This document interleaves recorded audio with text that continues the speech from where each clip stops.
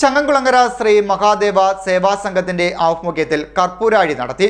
കഴിഞ്ഞ 4 പതിറ്റാണ്ടായി ചടങ്ങ് നടത്തിവരുന്നു. ക്ഷേത്രമുറ്റത്തെ പടുക്ക മണ്ഡപത്തിലാണ് ചടങ്ങ് നടന്നത്. നിരവധി ഭക്തജനങ്ങൾ ചടങ്ങിൽ പങ്കെടുത്തു.